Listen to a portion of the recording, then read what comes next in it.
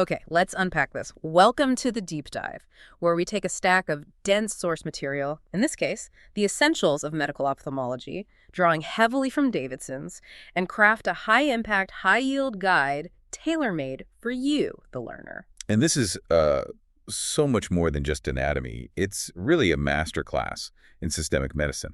While ophthalmology might seem like its own little silo, our sources confirm that the eye is, it's fundamentally an extension of the brain. A mirror, really. It's a mirror for diseases affecting nearly every other specialty: neurology, endocrinology, rheumatology.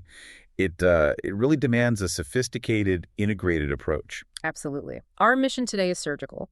We are carving out the crucial functional foundations, the essential clinical differentiators, and the high-stakes conditions that every clinician has to anchor. We need to move beyond just, memorizing lists. Yes. We need to understand the why and the mechanism so that when you see a sign, the diagnosis just automatically clicks into place. We're going to be using some specific metaphors and clinical anchors to really make this dense material stick. And we have to start by establishing the gravity of this field. It's true that, visual impairment rarely causes mortality directly. Right. But the sources are really clear that its impact on socioeconomic status and quality of life is profound. And it's instantaneous. Globally, public health efforts have made just remarkable progress against infectious causes like trachoma and onchocerciasis. Those were historically massive burdens. But success creates new challenges, doesn't it? As populations live longer, the demographics of blindness start to shift. Precisely. The landscape is shifting dramatically toward conditions that are linked with longevity. So we're talking about age-related macular degeneration, or AMD, diabetic retinopathy, and retinal vein occlusion. These diseases are increasing dramatically, and they demand revolutionary high-resource treatment strategies. And that's the core focus of what we're talking about today. That is the core focus of modern medical ophthalmology, managing this chronic intraocular inflammation and the very complex logistics of indefinite intravitreal injection therapy. All right, let's get into it. Let's start with the ultimate conceptual anchor, the one that ties the eye directly to our central theme. The eye as an extension of the brain. We really need to understand its structure through the lens of neurology. That is the perfect starting point. The optic vesicle, developmentally, it literally sprouts directly from the diencephalon.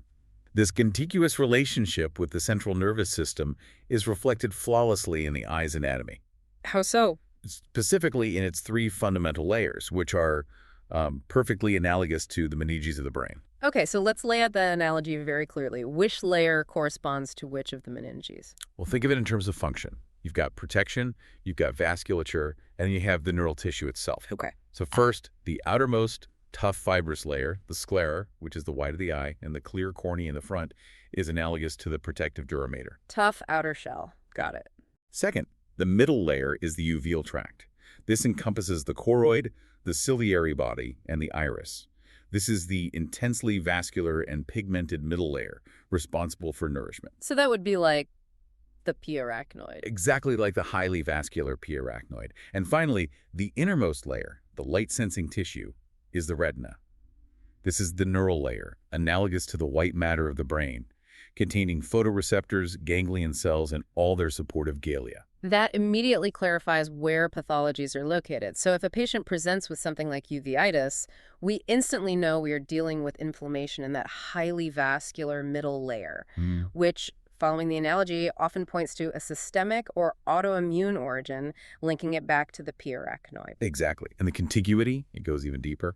The space surrounding the optic nerve sheath is a direct continuation of the subarachnoid space.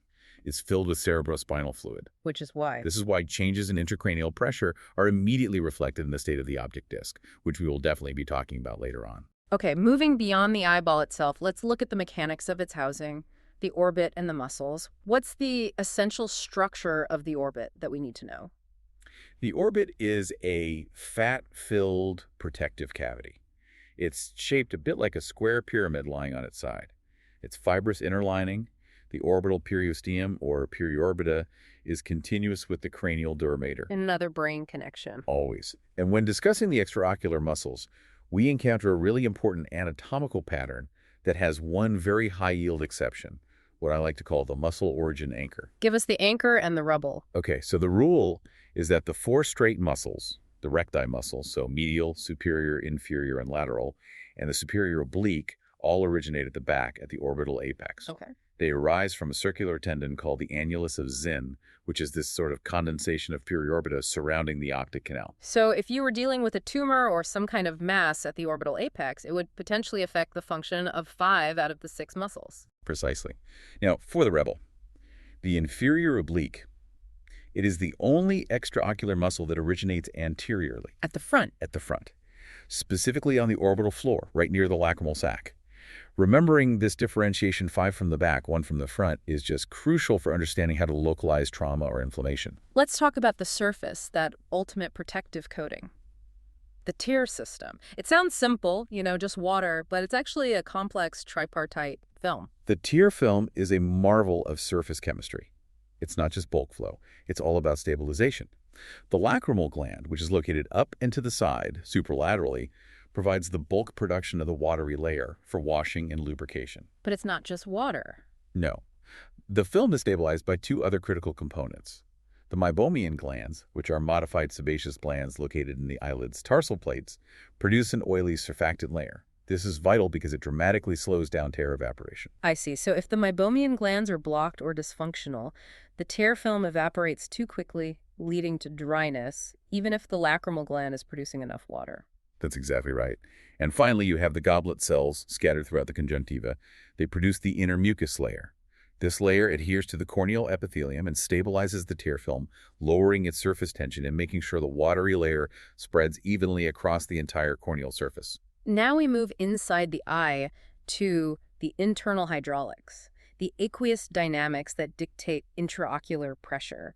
This is absolutely fundamental to understanding glaucoma. It is entirely about balance. Aqueous fluid is produced actively by the non-pigmented epithelium of the anterior ciliary processes.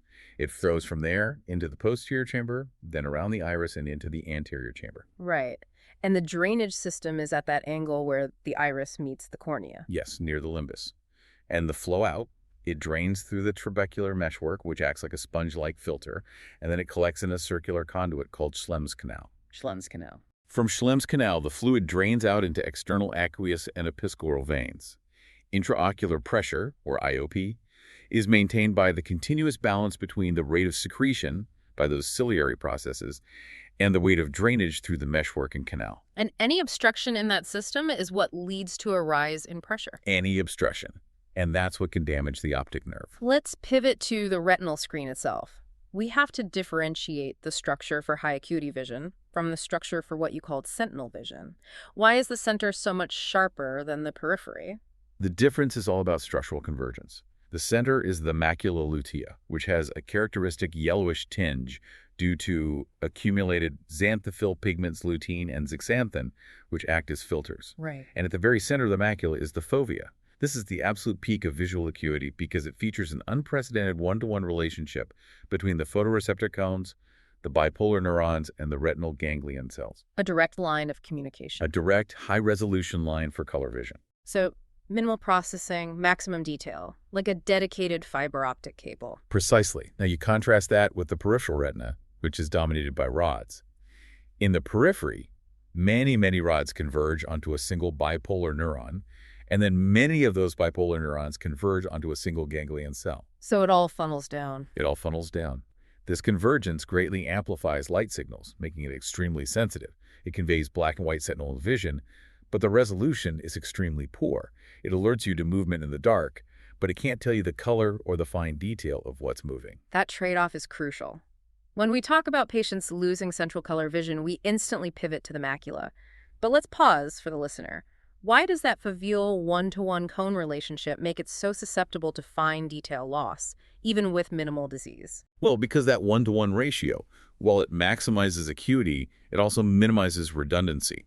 So if even a small group of cones or bipolar cells or ganglion cells in the macula are displaced or damaged or just obscured by a little bit of fluid, which is common in diseases like macular edema, that direct high-resolution signal is instantly disrupted. Whereas in the periphery, a similar amount of damage in the periphery would hardly be noticed because of the massive convergence and redundancy there. that makes the macula the canary in the coal mine for subtle disease. Okay, now let's broaden our scope again to the systemic connection. We must anchor key ocular manifestations of distant disease. This section is so high yield for clinical practice, we can start with hematological disease. Retinopathy of severe anemia or leukemia causes these flame hemorrhages. They're superficial hemorrhages following the nerve fiber layer.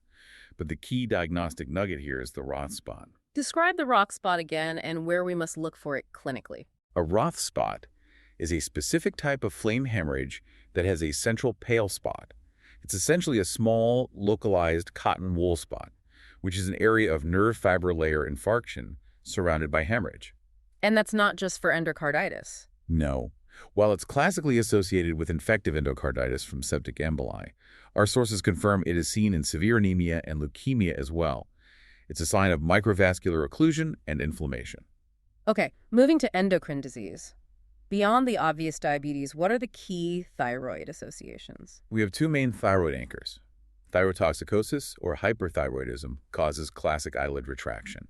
This is due to excessive sympathetic drive, just adrenergic overstimulation of the superior tarsal muscle. And that's reversible. That's reversible with beta blockers. However, Graves' disease, which is antibody-mediated, is inflammatory. It causes inflammation and fibrosis of the orbital muscles and fat, leading to non-reversible proptosis or bulging eyes, restrictive ocular motility, and potential corneal exposure keratopathy. What about a less common but diagnostically important endocrine link? Pheochromocytoma, a tumor of the adrenal medulla that releases massive amounts of catecholamines. This leads to paroxysmal or sustained severe hypertension.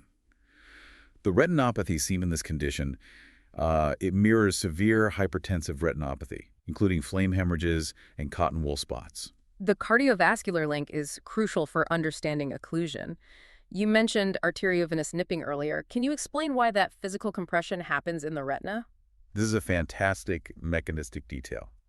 In the retina, arteries and veins often cross, and at these crossing points, they actually share a common outer sheath layer, the tunica adventitia. They're bundled together. They're bundled together. So as arteriosclerosis, that's age-related thickening and hardening of the arteries, progresses, the thickened artery pushes down on its adjacent thinner-walled vein within that shared sheath. Right, it nips it. This mechanical compression, or nipping, obstructs the venous return, leading to stasis, thrombosis, and eventually retinal vein occlusion. That structural detail gives the whole mechanism of physical reality. It makes so much more sense. Now, drug toxicology. Amiodarone is a famous offender. It is the classic cardiovascular drug anchor.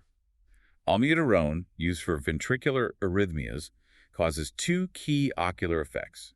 First, it can cause a bilateral optic neuropathy. Second, and more distinctively, it causes vortex keratopathy. And what's that? They're characteristic whorl-like corneal epithelial deposits. It's a high-yield memory hook to remember that these same corneal deposits are also seen in Fabry's disease. Finally, we turn to rheumatological diseases, where systemic inflammation manifests so frequently in the eye. The connections are vast. Rheumatoid arthritis is associated with keratoconjunctivitis, Sika dry eyes, and more seriously, peripheral ulcerative keratitis. Some people call it corneal melt. Oof. Yeah, where the immune system attacks the periphery of the cornea. For the high-stakes vasculitis, every learner must know that giant cell arteritis, or GCA, is a time-critical, sight-threatening cause of central retinal artery occlusion and ischemic optic neuropathy in patients who are typically over 55. And the time pressure with GCA is intense because if you miss it in one eye, it can so rapidly affect the other. Precisely. It's a true ophthalmic emergency. And our final pharmacological anchor here is hydroxychloroquine. Used widely for lupus and rheumatoid arthritis, this drug requires regular screening because it causes a visually distinct, dose-dependent toxicity. The bullseye maculopathy. The bullseye maculopathy. A maculopathy where the central fovea is spared, surrounded by a ring of atrophy. If you encounter a patient taking this drug, that is the target you are screening for. That is a phenomenal summary. If you've anchored those three brain layers, the inferior oblique's origin, the mechanism of AV nipping, the Roth spot, the GCA risk, and the bullseye maculopathy, you are absolutely ready for the next section. We've established the geography of the eye. Now, how do we confirm our suspicions? You stress in the opening that history is king. And I'll stress it again, the investigation is there to support the story the patient tells you. We use tools to measure the extent, the location, and the nature of the dysfunction.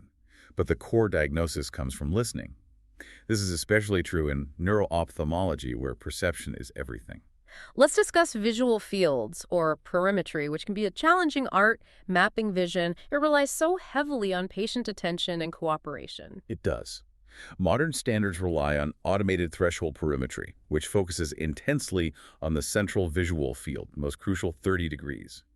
This machine-based testing is sophisticated. It monitors parameters like how stable the patient's fixation is, and it assesses for false positives or signs of fatigue. Right. A key clinical teaching point here is that first-time fields are often unreliable.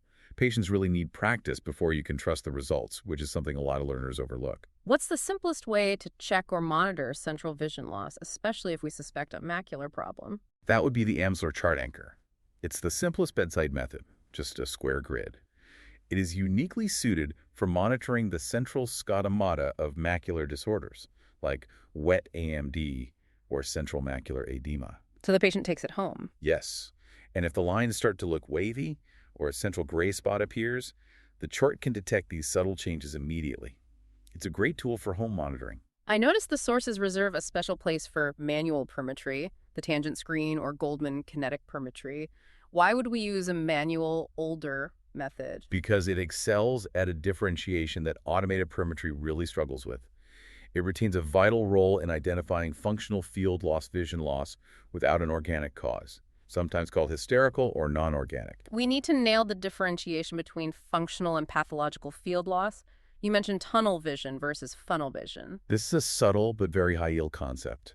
Pathological peripheral field loss, which you often see in conditions like advanced glaucoma or chronic retinal detachment, presents as funnel vision. Funnel vision. Meaning, as the testing target moves farther away from the patient, the visual field expands slightly.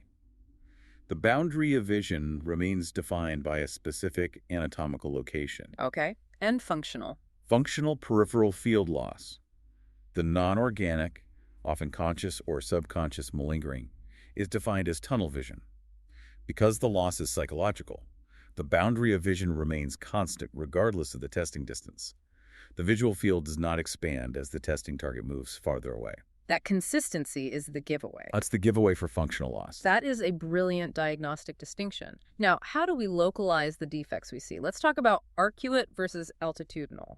This is pure anatomical localization. Arcuate visual field defects are curvilinear. They follow the nerve fiber bundle path, and they affect the central field only, sparing the periphery. So if you see an arcuate defect, You are looking at damage localized specifically to the optic nerve head, often secondary to glaucoma, or sometimes an ischemic event confined right there. and the more generalized loss, the altitudinal defect. That's the altitudinal field defect. This defect spans the entire superior or inferior half, affecting both central and peripheral vision. Altitudinal loss suggests a lesion that impacts the nerve structure anywhere along the optic nerve pathway. It's less specific than the arcuate defect, but suggests a more widespread infarct or compression. Let's move to imaging, starting with the revolutionary technology OCT. We called it the optical ultrasound. What makes optical coherence tomography the non-invasive gold standard?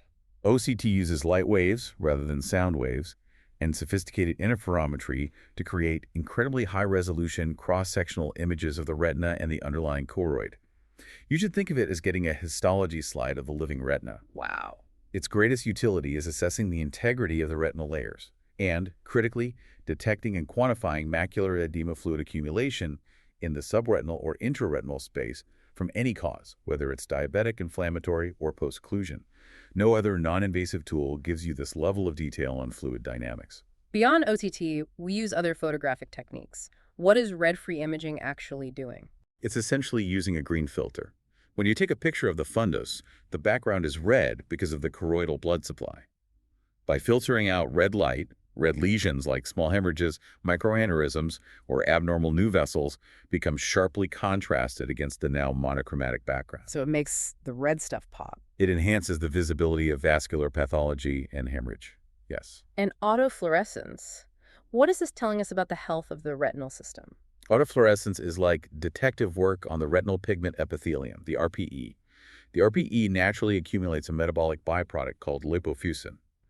When RPE cells are unhealthy or stressed, they accumulate abnormal amounts of lipofuscin, which fluoresces. So more glow means more stress. High autofluorescence suggests RPE stress or pathology, as seen in inherited retinal dystrophies, or, importantly, at the edges of active geographic atrophy in dry AMD.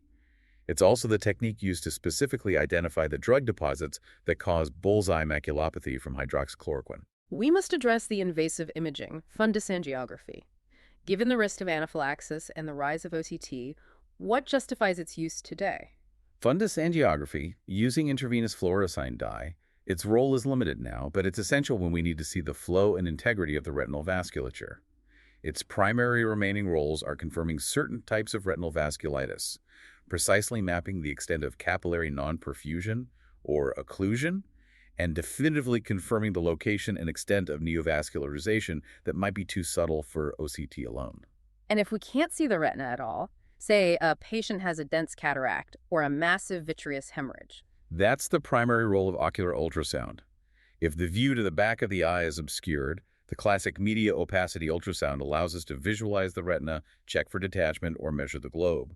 It is also absolutely crucial for diagnosing space-occupying lesions, particularly choroidal melanoma, which has a characteristic acoustic pattern. Finally, we can localize the disorder down to the cellular level using visual electrophysiology.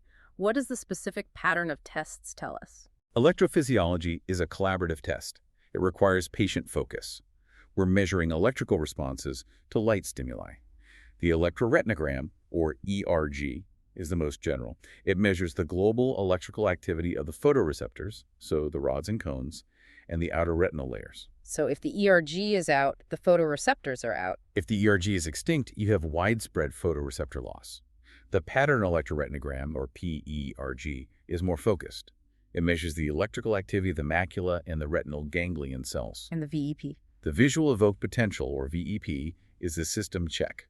It measures the electrical response generated by the visual cortex in the brain when the eyes are stimulated. This confirms the function and the speed of signal transmission along the entire optic pathway, from the retina all the way to the visual cortex. Okay, let's pause and check the anchor points for investigation. If you are tracking a patient's vision loss and discover an altitudinal field defect that affects both central and peripheral vision, where does that information localize the disease? And if you can't recall the distinction between the ERG, which measures photoreceptor activity, and the VEP, which checks the entire optic pathway transmission, please rewind and listen again to our discussion on electrophysiology. Knowing which test isolates which structure is fundamental to understanding inherited retinal dystrophies and optic neuropathies. We transition now from the tools to the patient's complaints. How they describe their symptoms is the fastest way to narrow the differential diagnosis. Let's start with the most common and most paradoxical complaint. A watery eye. The irony is classic. The most common cause of a watery eye is paradoxically a dry eye. Right. The chronic irritation and dryness, often due to poor tear film quality like meibomian dysfunction or goblet cell issues, triggers a reflex, high-volume production of tears from the lacrimal gland, leading to spillover. So the patient complains of a gritty feeling. A foreign body, or a gritty sensation, and intermittent blurring, which usually improves briefly right after blinking. Now, on to pain and headache. This is where we need the sharpest differentiators because the stakes are so high. You emphasize the ciliary flush anchor. Yes, this is the single most critical observation in external eye disease triage.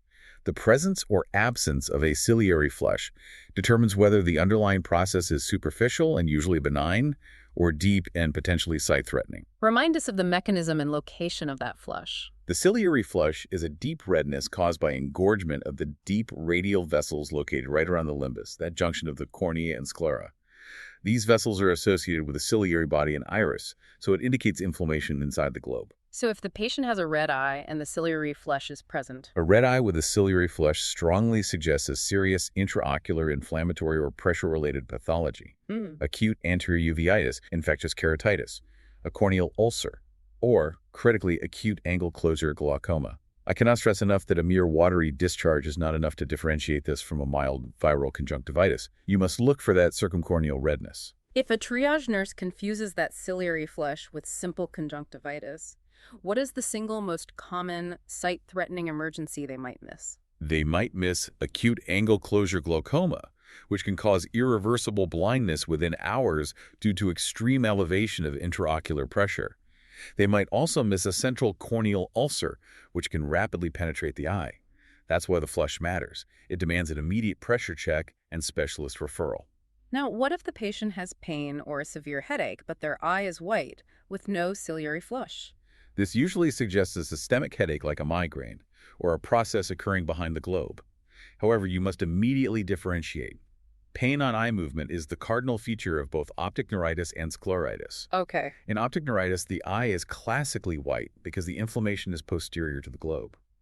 In scleritis, the eye is usually red, reflecting deep scleral inflammation, but a posterior scleritis can also present with a white, painful eye. Scleritis pain is often described as agonizing. What makes it so distinctive? Scleritis is an extremely destructive inflammation of the dense connective tissue of the sclera. It causes a severe, boring pain that frequently wakes the patient from sleep at night. A massive red flag. Huge red flag. Furthermore, if you see necrotizing scleritis white of vascular patches within the red inflammation, it is an ominous marker of severe systemic vasculitis, requiring urgent, aggressive systemic immunosuppression. You mentioned that cluster headache can confuse this diagnosis. How? Well, cluster headache is a neurological headache that can cause severe orbital or periorbital pain, and it's occasionally accompanied by ipsilateral redness and tearing.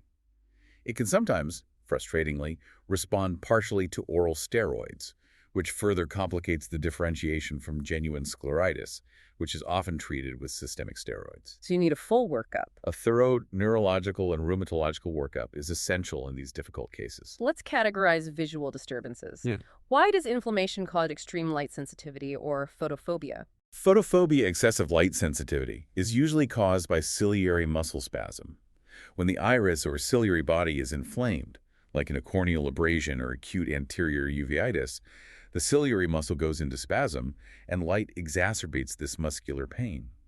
It's similar to how bright light hurts the eyes during meningitis due to meningeal irritation causing muscle stiffness. Next, glare. What is the physical mechanism behind the experience of light scattering? Glare is a common early feature of lens opacity, or cataract. As lens becomes opaque, light that enters the eye is scattered by the crystalline proteins instead of focusing sharply onto the retina. This scattering is particularly problematic at night when the pupil is dilated, causing blinding streaks or halos around light sources.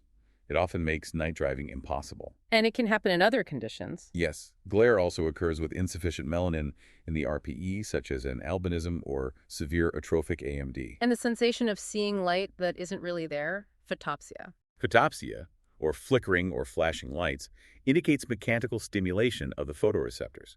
The most common cause is a posterior vitreous detachment, or PVD. As we age, the vitreous gel liquefies and separates from the retina. If this gel pulls transiently on the retina during eye movement, it physically stimulates the photoreceptors, which the brain interprets as flashes of light. It can be inflammatory too, though. It can also be caused by inflammation or acute retinal tears. We need to ensure we understand the patient's language. How do we distinguish between blurred vision and loss of vision? Blurred vision means the object is seen, but lacks focus. It is often transient, like with dry eye, or slowly progressive with a cataract. A key diagnostic nugget here is that blurring due to macular edema is often classically worse in the morning. Why is that? It's because inflammation and fluid redistribution occur overnight when the patient is supine. It just takes time to clear after waking. And loss of vision implies an actual absence of input. Yes, and we categorize that loss into negative and positive phenomena. Negative phenomena are characterized by a deficit, a missing patch, or a complete black curtain descending. This is the cardinal feature of ocular or retinal ischemia, a loss of blood supply. So transient would be an embolus. Transient negative loss suggests small emboli, or GCA. Permanent negative loss suggests a previous optic nerve or retinal infarction. What about positive phenomena, the shimmering or expanding shapes? Here, the visual input is hidden by something white or colored or shimmering. The most common cause of transient positive visual loss is the aura of a migraine. It often starts centrally, expands outward, and can shimmer with specific colors. When a straight line object looks wavy or distorted, we are talking about metamorphopsia. What does this immediately tell us? Metamorphopsia is pathognomonic for disruption of the alignment of the foveal photoreceptors. Since the fovea is the most geometrically sensitive area, even a small amount of fluid accumulation or a neovascular membrane pulling the retina causes distortion. It is the hallmark symptom of wet AMD. And often, patients report micropsia objects appearing smaller. Why? If a neovascular membrane forms and the resulting fluid pulls the photoreceptors apart from each other, the same image covers fewer photoreceptors than normal. The brain interprets this sparsity as the object being physically smaller. And the opposite. Conversely, if the photoreceptors are compressed together by fluid, the object can appear larger. That's macropsia. Let's consolidate the absolute red flags the listener must recognize. Symptoms requiring emergency referral are non-negotiable. These include sudden onset visual loss, which could be an RAO or an ischemic event, headache associated with jaw pain or scalp tenderness in a patient over 55, think GCA, severe eye pain, so angle closure, glaucoma, or scleritis, pain on eye movement, optic neuritis or scleritis, new onset distortion or metamorphopsia, the neovascular membrane, and vision that is worse in the morning, which is highly suggestive of center-involving macular edema. Moving to physical signs. Proptosis or a bulging eye, what is the most common cause? The most common cause, especially if it's bilateral, symmetrical, and accompanied by eyelid retraction, a condition we call exophthalmos, is thyroid eye disease, or Graves' disease. The concern is twofold. Chronic corneal exposure due to the protrusion, or acute vision loss due to swelling and fibrosis compressing the optic nerve at the orbital apex. And finally, optic disc swelling. We must be precise in differentiating types of swelling. Terminology is critical here. Papilledema is a specific term. It means optic disc swelling, specifically caused by raised intracranial pressure, or ICP. The pressure is transmitted along the optic nerve sheath and obstructs the normal outflow of axoplasmic fluid from the retinal ganglion cells, causing the nerve head to bulge. You mentioned an earliest high-yield sign for papilledema. What is the physiological mechanism behind it? The earliest clinical sign of rising ICP is the cessation of spontaneous venous pulsation at the optic disc. Normally, the central retinal vein, as it enters the eye, pulsates slightly because of the pressure difference between the lower intraocular pressure and the slightly higher pressure of the surrounding subarachnoid space. Right, which is continuous with the optic nerve sheath. Exactly. So when ICP rises, the pressure surrounding the nerve equals or exceeds the pressure inside the central retinal vein, inhibiting its ability to pulsate. That pressure equalization mechanism is key. So disc swelling not caused by ICP is simply disc swelling. What are the other non-ICP causes? Those include conditions where the pathology is intrinsic to the eye or the nerve itself. Central retinal vein occlusion due to massive vascular congestion, severe systemic hypertension or malignant hypertension, and optic neuritis due to local inflammation or demyelination. Let's put our diagnostic framework to use by tackling inflammation. You gave us the rule. Surface inflammation is usually infective. Deep inflammation is usually systemic. That general rule holds up. Inflammation of the cornea and conjunctiva tends to be infective.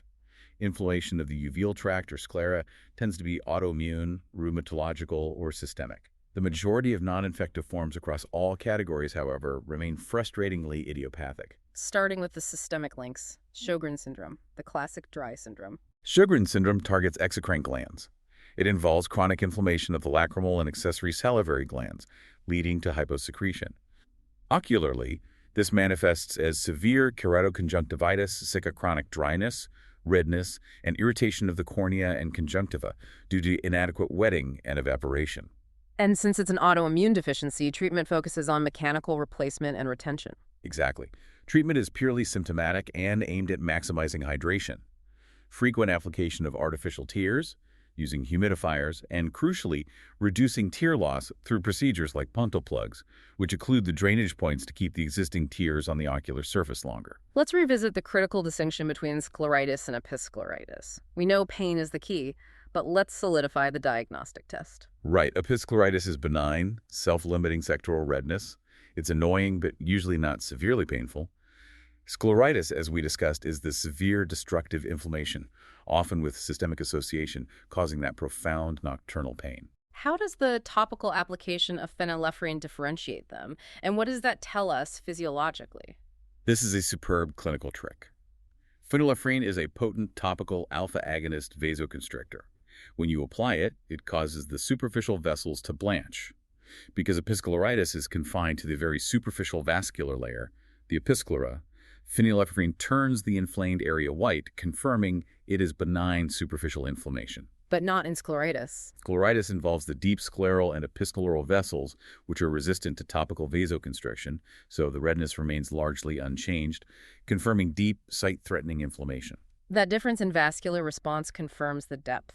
Moving to uveitis, inflammation of the uveal tract. We classify it by location, and the sources stress that one organism can cause all forms. We must always remember that syphilis can cause anterior, intermediate, or posterior uveitis. It has to be ruled out, particularly in non-idiopathic, atypical, or recurrent cases. What defines and treats the most common type, anterior uveitis? Anterior uveitis affects the iris and ciliary body. It causes pain, photophobia from ciliary spasm, and often a ciliary flush. It is often idiopathic or, importantly, associated with HLA-B27 spondyloarthropathies, like ankylosing spondylitis. And the treatment? Treatment involves topical glucocorticoids to suppress inflammation, and critically, dilating drops, or cycloplegics, Why are those dilating drops so vital? to prevent mechanical adhesion. Inflammation causes the iris to become sticky. If the pupil remains small, the inflamed iris may adhere to the anterior lens capsule, forming posterior synechiae.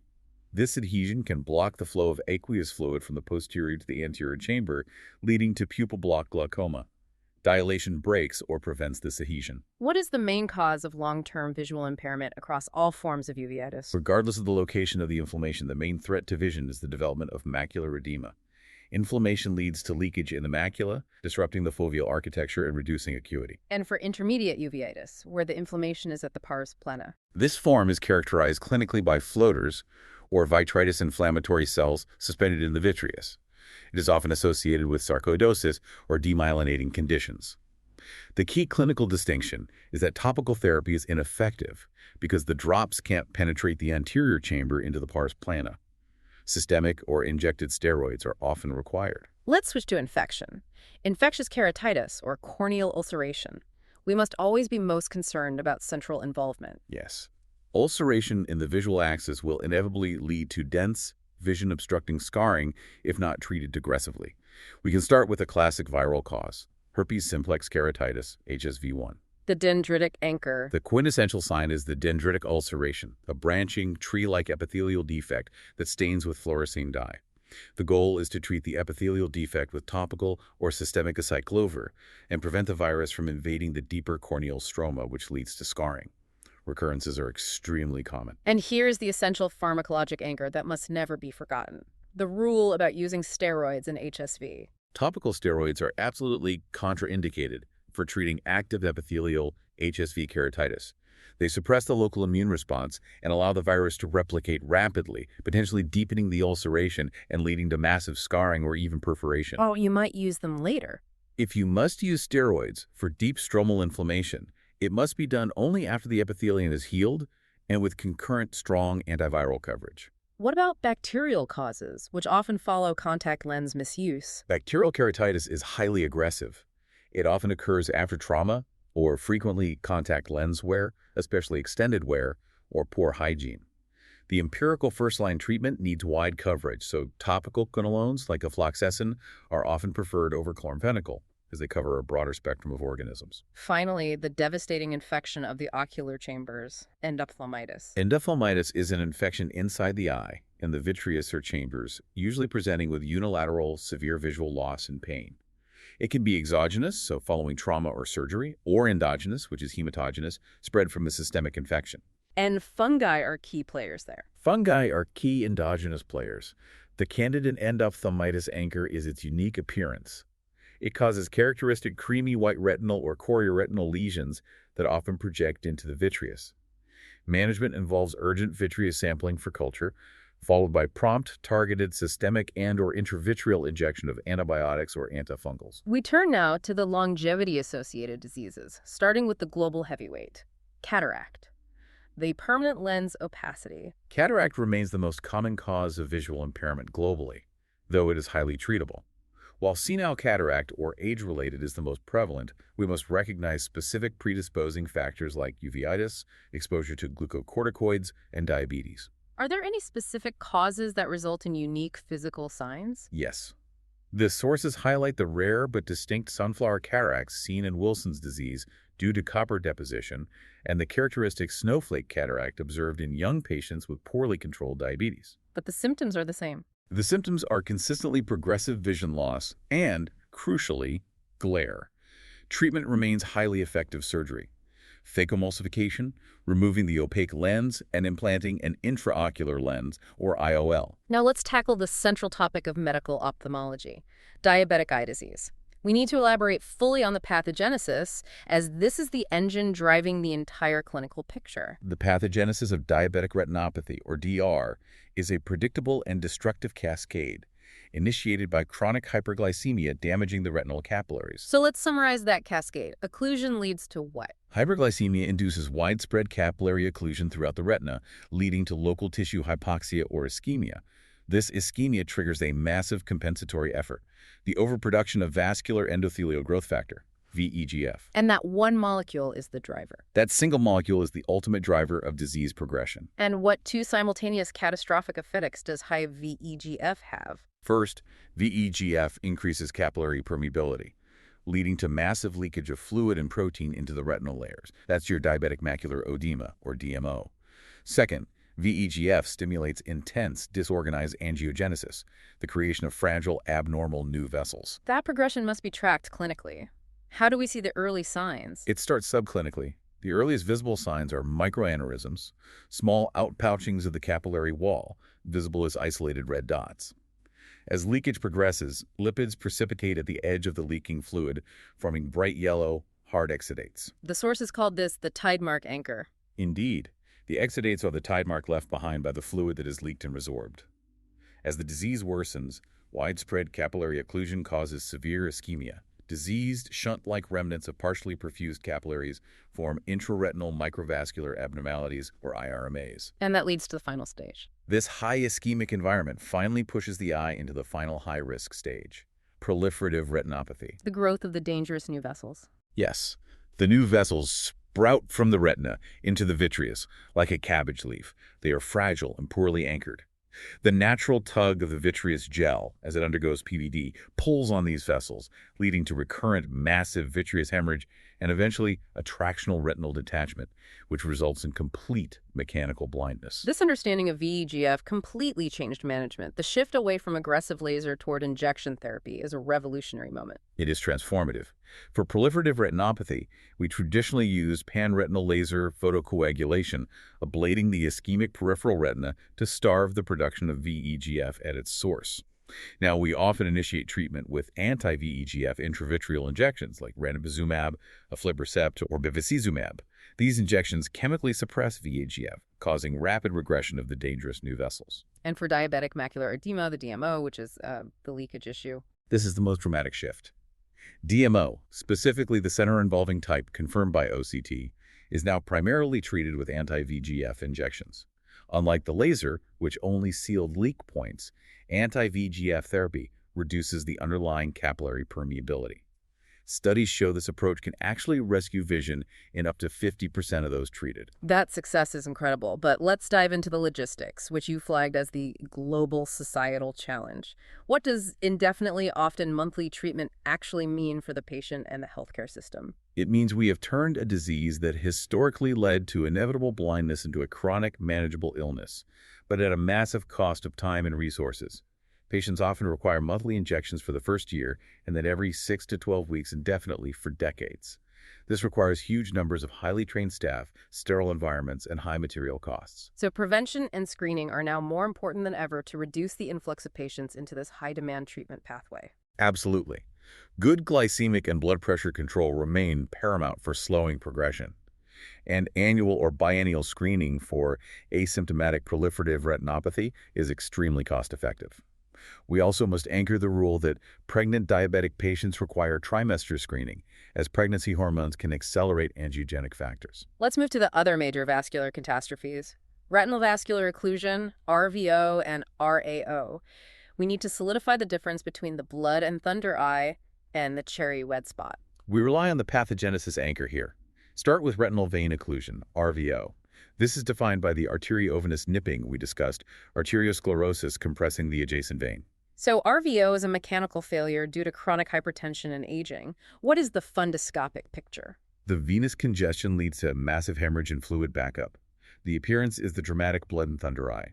You see widespread flame hemorrhages throughout the affected territory, cotton wool spots, and often a swollen optic disc, reflecting the congested outflow. It's a painless loss of vision. Now contrast that with retinal artery occlusion, or RAO. The pathogenesis of RAO is fundamentally different. It is generally an embolic phenomenon, where a cholesterol or fibrin platelet embolus lodges in the central retinal artery. The source of the embolus is usually systemic carotid atherosclerosis or cardiac disease like atrial fibrillation. It can also be caused by vasculitis, particularly GCA. And the devastating appearance. RAO causes sudden, painless, and usually profound unilateral visual loss. Because the artery is blonde, the inner retina becomes ischemic, turning pale and edematous. However, the macula has a dual blood supply. It is partially nourished by the underlying choroid. This preserved circulation prevents the central macula from turning pale, creating the stark contrast known as the cherry red spot anchor. Highly pathognomonic. Very much so, for central retinal artery occlusion. Our final major longevity disease is age-related macular degeneration, or AMD, the leading cause of blindness in high-income countries. AMD begins with the formation of drusen. These are subretinal deposits beneath the retinal pigment epithelium. It exists in two major forms. The less aggressive atrophic, or dry, form. Dry AMD is characterized by gradual central blurring and distortion, leading to large geographic patches of RPE atrophy. It's a slow burn. Unfortunately, beyond supplementation with specific vitamins, there is no effective treatment yet, and management focuses on visual rehabilitation and monitoring. And the sight-threatening neovascular, or wet, form. The scarm is aggressive and urgent. It is driven by the growth of new, fragile vessels from the choroid into the subretinal space choroidal neovascularization, or CNV. These vessels leak fluid and blood, causing acute distortion, metamorphopsia. But this we can treat. Fortunately, this CNV is highly sensitive to the anti-angiogenic effects of anti-VEGF intravitreal injections. So the same breakthrough therapy that manages diabetic macular edema is now the mainstay for wet AMD. Precisely. If treated properly, anti-VEGF therapy can stabilize or even improve vision significantly. But the key message remains the same. It requires chronic, often indefinite injection therapy, and the main preventable risk factor, which must be stressed to all patients, is smoking. So what does this all mean? We started by anchoring the eye in the CNS, recognizing the retina as white matter, the uvea as the P arachnoid, and the sclera as dura. We built a framework for clinical diagnosis where the ciliary flush acts as our indispensable triage tool, and we learned to localize damage by differentiating field defects like the arcuate for the optic nerve head and the altitudinal for anywhere along the nerve. We detailed the entire cascade of diabetic retinopathy pathogenesis, moving from occlusion to VEGF production, and witnessed how that understanding fundamentally shifted management from laser ablation to the chronic use of anti-VEGF injections for DMO. We established the crucial difference between the congested hypertensive RVO from arteriovenous nipping and the blood and thunder appearance, and the embolic ischemic RAO resulting in the cherry red spot. If you anchored those key concepts, understood the mechanism of micropsia and the urgent nature of GCA, you have successfully completed this deep dive into medical ophthalmology essentials. You now possess the high-yield structure necessary to navigate this specialty. To finish, I want you to step back and reflect on the profound resource challenge we uncovered. We have discussed how scientific breakthroughs, specifically the advent of anti-VEGF therapy, successfully mitigated the blindness caused by longevity diseases like AMD and DMO. However, this success has created a colossal, indefinite medical commitment. A lifetime of treatment. These patients require high-frequency, lifetime treatment. So consider the global disparity. How do healthcare systems in low- and middle-income countries, still struggling with infectious causes of blindness, simultaneously implement the necessary infrastructure, the staffing, the sterile conditions, and the cost to sustain a population requiring monthly eye injections for decades? This is the immediate and defining medical societal challenge that the advances in medical ophthalmology have laid at the feet of global public health policy. A truly provocative and necessary thought to close on. Use this knowledge to see the full clinical picture.